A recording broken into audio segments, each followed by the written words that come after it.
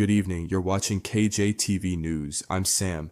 We begin tonight's bulletin with a tragic incident in Gaza, where a deadly stampede at an aid distribution site has left at least 21 Palestinians dead and many more injured. According to local health officials, the victims, many of them young, died from suffocation during a massive crush at one of the Gaza Humanitarian Foundation's aid centers in southern Gaza.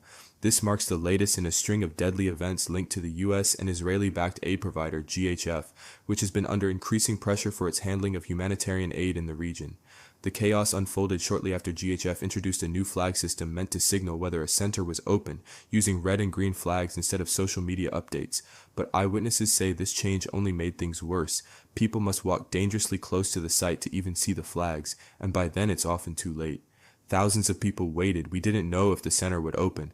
Then we saw the military leave and everyone rushed in, said Ahmed, a father of 4 who was present at the scene. Another witness, Allah, described the narrow 10-meter-wide fence corridor where the crush happened as too small for the crowd, with people pushing desperately to get aid. Multiple witnesses told KJTV that GHF guards used pepper spray and fired warning shots, which caused panic.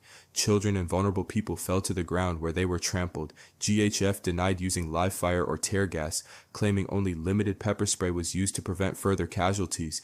The stampede has sparked criticism over GHF's failure to communicate with the public. Of the 13 recent aid distributions, only one was announced in advance. This has forced thousands to guess the opening times, often risking their lives in the process. Many show up hungry and desperate, hoping that food will be available. One message on GHF's official WhatsApp channel reads, "If the opening time was announced in advance, this wouldn't have happened. We're overwhelmed. We're treating patients on the floor. We simply can't take more casualties from these centers," said Dr. Mohammed Sakr of Nasser Hospital, where many victims were treated.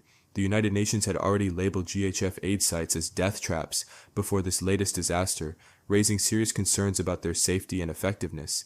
In a written statement, Hamas accused GHF and Israel of organizing one of the most heinous massacres since the beginning of the war, rejecting GHF's claim that armed agitators incited the crowd. A former GHF employee who resigned last month said the chaos could be prevented if GHF adopted a registration system and distributed aid based on ID verification. According to the UN, at least 674 Palestinians have died while trying to collect food from. That number does not include the victims of this latest tragedy. This devastating event comes amid continued Israeli airstrikes, which have killed at least 41 more Palestinians in the last 24 hours, including 11 children. With over 58,000 people killed in Gaza and nearly 1,650 in Israel, the humanitarian crisis deepens, leaving civilians to make an impossible choice: risk death for food or suffer in hunger. This is Sam reporting for KJTV News. Stay safe and stay informed, and don't forget to subscribe for more news.